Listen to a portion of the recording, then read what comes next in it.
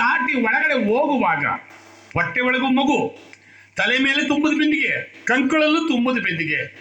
ಆ ಹೊಸಲನ್ನ ದಾಟಿ ಹೋಗುವಾಗ ಅಮ್ಮ ಅಂತ ಕೂಗುತ್ತಾಳಲ್ಲ, ಆ ಕೂಗುವಂಥ ಶಬ್ದಕ್ಕೆ ಮಕ್ಕಳಾಗಿ ಹುಟ್ಟಿದಂಥ ನಾವುಗಳು ನಮ್ಮ ಚರ್ಮವನ್ನು ಸುಲಿದು ನಮ್ಮ ತಾಯಿ ತಂದೆಗೆ ಪಾದರಕ್ಷೆ ಮಾಡಿಕೊಟ್ರು ಆ ಕರ್ಮ ಕಳಿಯಲ್ವಂತೆ. ಅಷ್ಟು ಪವಿತ್ರವಾದದ್ದು ಈ ತಂದೆ ತಾಯಿಗಳ ಸೇವೆ ಅಂತಕ್ಕಂಥದ್ದು ಬಂಧುಗಳೇ. ಅಂತ ತಂದೆ ತಾಯಿಗಳ ಸೇವೆಯನ್ನ ಮುಳುಕಟ್ಟಮ್ಮ ಮಹಾತಾಯಿಯ ಆಶೀರ್ವಾದದಿಂದ ಹನುಮಯ್ಯನವರ ಮಕ್ಕಳಾಗಿರ್ತಕ್ಕಂಥ ಸಂಜೀವ್ ಕುಮಾರ್, ಜನಾರ್ದನ, ಪಾಲಾಕ್ಷ ಅವರಿಗೂ ಅವರ ಕುಟುಂಬಕ್ಕೂ ಅವರ ಮಕ್ಕಳಿಗೂ ಸಿರಿ ಸಂಪತ್ತು ಸೌಭಾಗ್ಯ ಕೊಟ್ಟು ಆ ಮುಳುಕಟ್ಟಮ್ಮ ಆಯಸ್ಸು ಆರೋಗ್ಯವನ್ನು ಕೊಟ್ಟು ಕಾಪಾಡಲಿ ಅಂತ ಹೇಳಿ ಈ ಸಂದರ್ಭದಲ್ಲಿ ಅವ್ರನ್ನ ನಾನು ಪ್ರಾರ್ಥನೆ ಮಾಡಿಕೊಳ್ತಾ ಈಗ ಹಿರಿಯವರ ತಂದೆ ತಾಯಿಗಳ ಒಂದು ಗೀತೆಯನ್ನು ಹಾಡೋದಕ್ಕೆ ಪ್ರಯತ್ನ ಮಾಡೋಣ.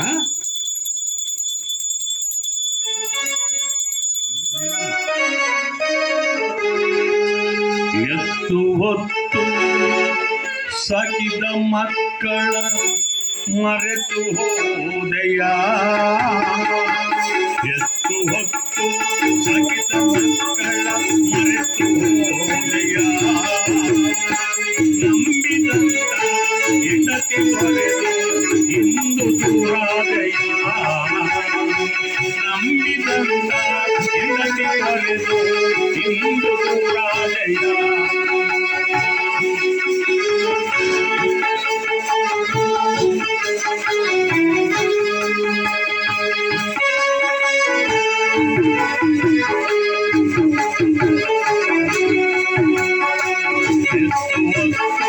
ಸಾಕಿದ ಮಕ್ಕಳ ಮರೆತು ಹೋದೆಯ, ನಂಬಿದಂತ ಹೆಂಡತಿ ತೊರೆದು ಇಂದು ಹಗಲಿದೆಯ, ತುಂಬಿದ ನಿಲಯ ಬಂಧು ಬಳಗವ ಇಂದೇಕೆ ತೊರೆದೆ, ತುಂಬಿದಂತ ಬಂಧು ಬಳಗವ ಇಂದೇಕೆ ಮರೆದೆ, ಮಮತೆಯಿಂದ ಸಾಕಿ ಸಲಹಿದ ಮಕ್ಕಳ ನೀ ತೊರೆದೆ,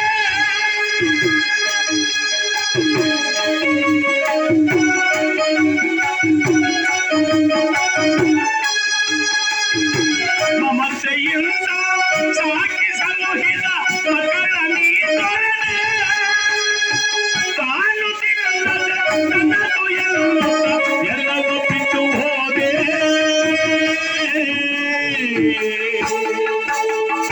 ನಿನ್ನದೆಲ್ಲವ ಬಿಟ್ಟು ಹೋದೆ ಹನುಮನ.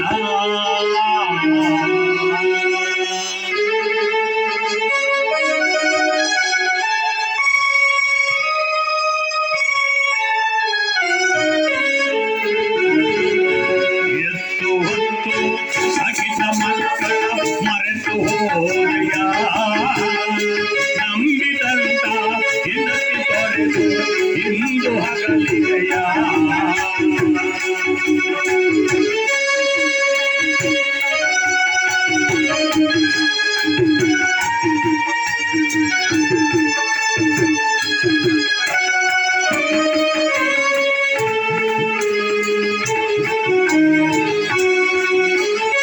ನನ್ನವರೆಲ್ಲ ನನ್ನವರೆಲ್ಲುದ ನಂಬಿ ನೀ ನಡೆದೆ, ನನ್ನವರೆಲ್ಲ ನನ್ನವರೆಲ್ಲುದ ನಂಬಿ ನೀ ನಡೆದೆ, ಬಂಧು ಬಳಗ ಮರೆತು ನೀನು ಏಕೆ ಮರೆಯಾದೆ,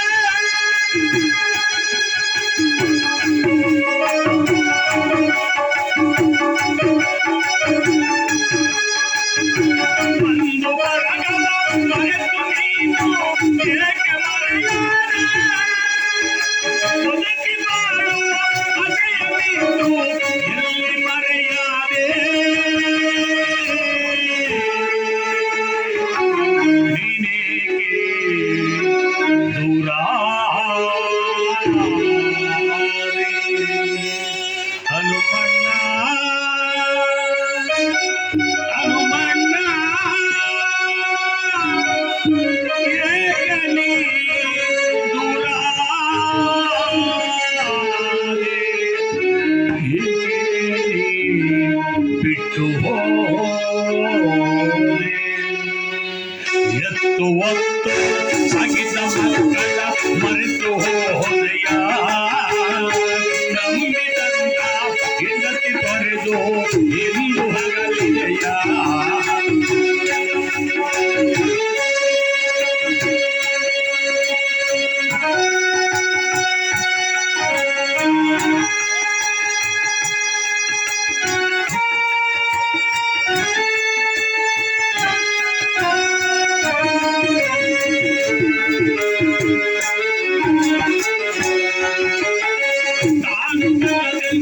ಎಲ್ಲವೂ ಬಚ್ಚಿಟ್ಟು ಮುಚ್ಚಿ ಮರೆಯಾದೆ.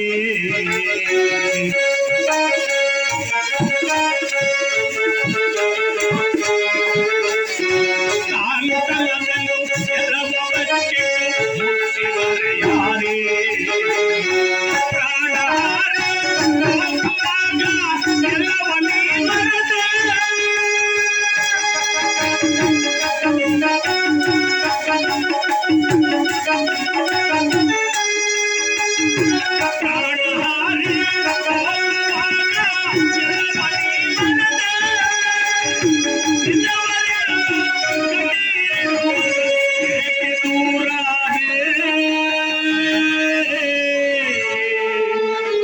ಹನುಮಣ್ಣ ಏಕೆ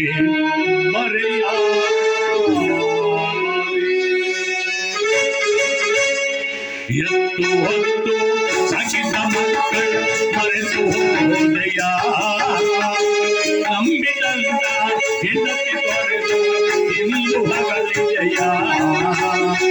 ನಂಬಿದಂತ ಹೆಂಡತಿ ತೊರೆದು ಇಂದು ಹಗಲಿದೆಯ.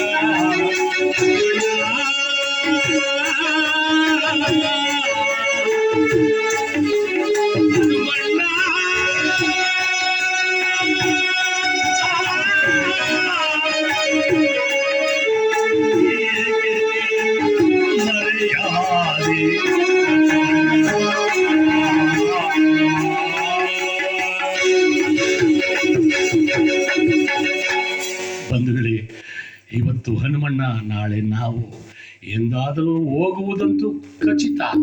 ಹುಟ್ಟು ಉಚಿತ, ಸಾವಂತೂ ಖಚಿತ.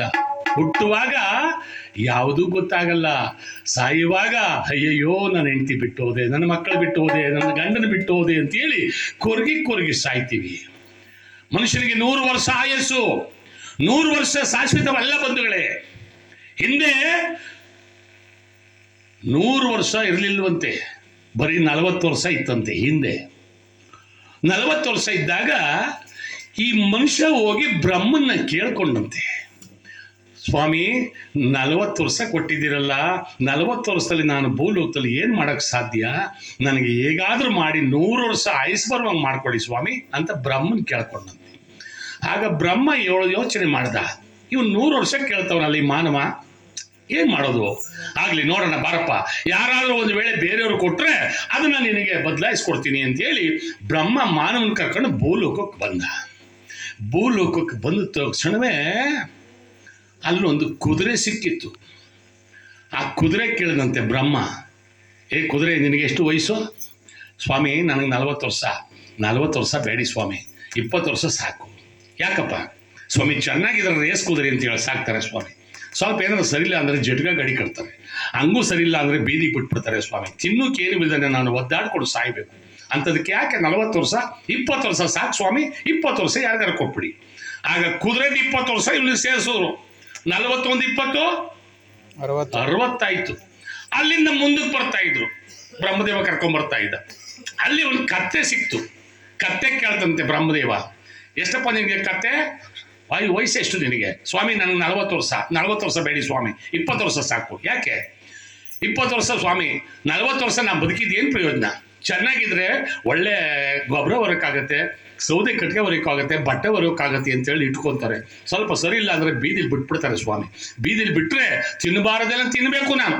ತಿನ್ಕೊಂಡ್ರ ಜೊತೆಗೆ ಹುಡುಗರೆಲ್ಲ ಸೇರ್ಕೊಂಡು ನನ್ನ ಬಾಲಿಗೆ ಡಬ್ಬ ಕಟ್ಟಿಬಿಡ್ತಾರೆ, ಬೀದಿ ಒಳಗೆಲ್ಲ ಓಡಾಡಿಸ್ಕೊಂಡು ಹೊಡಿತಾರೆ. ಸ್ವಾಮಿ ಯಾಕೆ ಬೇಕು ನಾನು ಅಂತ ಬಾಳು, ನನಗೆ 20 ವರ್ಷನೇ ಸಾಕು, 20 ವರ್ಷ ಯಾರಿಗಾರ ಕೊಟ್ಬಿಡಿ. ಆಗ ಕತ್ತೆದು 20 ವರ್ಷನೇ ಇವನಿಗೆ ಸೇರಿಸೋರು. 61 20 80 ಆಯ್ತು. ಅಲ್ಲಿಂದ ಮುಂದಕ್ಕೆ ಬಂದ್ರು, ನಾಯಿ ಸಿಕ್ತು. ನಾಯಿ ನಿನಗೆ ಎಷ್ಟು ವರ್ಷ?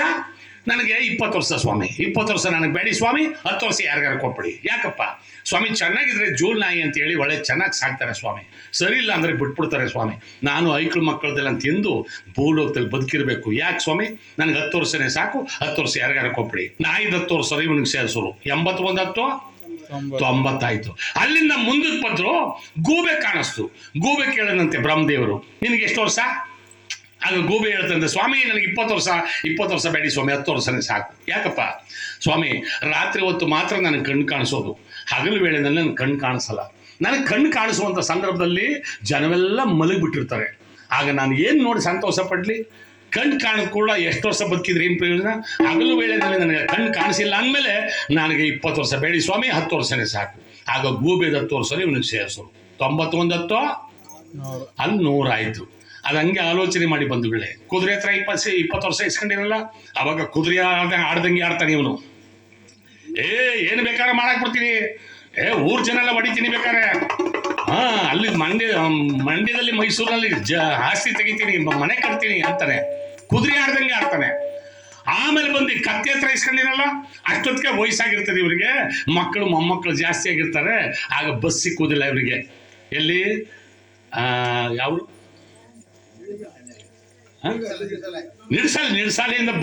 ನಿಡ್ಸಾಲೆಯಿಂದ ನಡ್ಕೊಂಡ್ಬರ್ಬೇಕು. ನಡ್ಕೊಂಡ್ಬರ್ಬೇಕಾದ್ರೆ ತಲೆ ಮೇಲೆ ಒಂದು ಬುತ್ತಿ, ಕಂಕಳಲ್ಲೊಂದು ಬುತ್ತಿ, ಈ ಕೈಲೊಂದು ಬುತ್ತಿ, ಈ ಕೈಲೊಂದು ಬುತ್ತಿ, ಸಾಮಾನು ತಗೊಂಡ್ಬರ್ತಾ ಇರ್ತಾನೆ. ಆಗ ಅಲ್ಲಿ ಅಕ್ಕಪಕ್ಕ ನಿಂತಿರೋ ನೋಡಲ್ಲಿ ಕತ್ತೆ ಹೊರ್ತಾನೆ ಕಣೆ, ಮಕ್ಕಳು ಸರಿ ಇಲ್ಲ ಅಂತ ಬೈತಾನೆ. ಅದು ಕತ್ತೆ ಹತ್ರ ಇಸ್ಕೊಂಡಿದ್ದ ವಯಸ್ಸು. ಅಲ್ಲಿಂದ ಮುಂದಕ್ಕೆ ಬನ್ನಿ, ನಾಯಿ ಹತ್ರ ಇಸ್ಕೊಂಡಿದ್ನಲ್ಲ, ಅಷ್ಟೊತ್ತಿಗೆ ವಯಸ್ಸಾಗಿರ್ತದೆ. ಇವನಿಗೊಂದು ಕಡೆ ಜಗಲಿ ಮೇಲೆ ಕುಂಡ್ರಿಸಿರ್ತಾರೆ. ಜಗಲಿ ಮೇಲೆ ಕುಂಡ್ರಿಸಿದ್ರೆ ಮನೆಯವ್ರು ಮಾಡೋ ಕೆಲಸ ಇವನು ಹಿಡಿಸಲ್ಲ.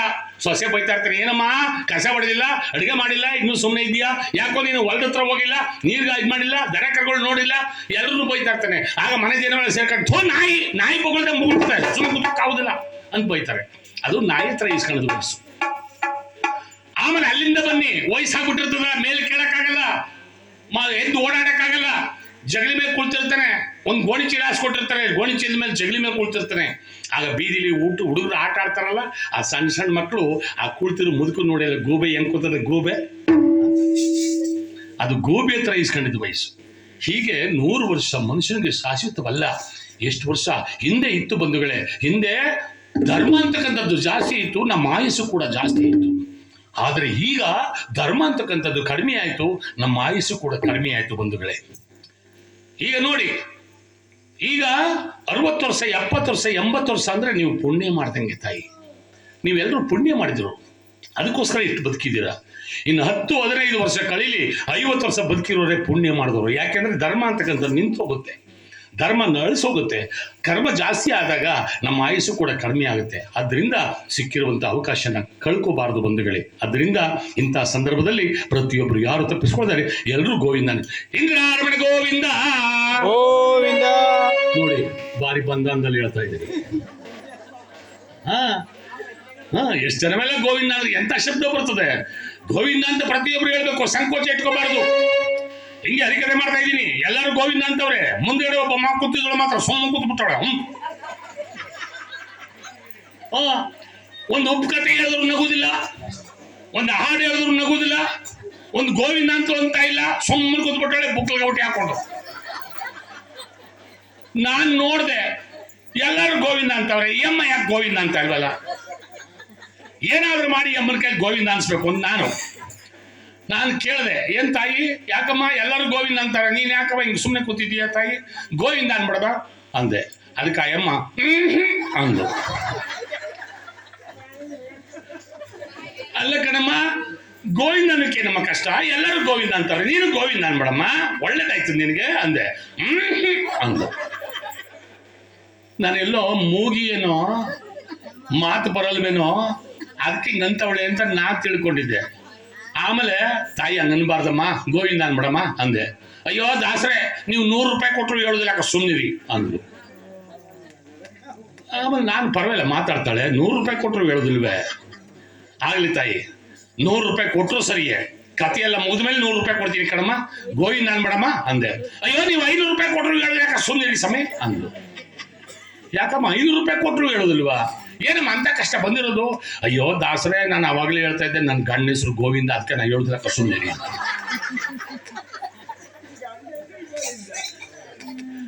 ಅದಕ್ಕೆ ನಾನು ಹೇಳಿದೆ, ಅಮ್ಮ ನೀನು ಗಂಡ ಹೆಸರು ಬೇಡಕ, ನಮ್ಮ ಭಗವಂತನ ಹೆಸರು ಹೇಳು ಅಂತ. ಅದರಿಂದ ಗೋವಿಂದ ಅನ್ನೋದಕ್ಕೆ ಯಾರು ಸಂಕೋಚ ಇಟ್ಕೋಬಾರ್ದು, ಪ್ರತಿಯೊಬ್ರು ಗೋವಿಂದ. ರಾಧಿಕಾರಮಣ ಗೋವಿಂದ, ಸಕಲರ ಆತ್ಮಕ್ಕೆ ಶಾಂತಿ ಕೊಡು ಗೋವಿಂದ, ಗೋವಿಂದ ಅನ್ನೋದಕ್ಕೆ ಉದ್ಧಾರ ಮಾಡುವ ಗೋವಿಂದ, ಪಾರ್ವತಿ ಹರ ಹರ ಮಹಾದೇವ. ಕಥಾಭಾಗದಲ್ಲಿ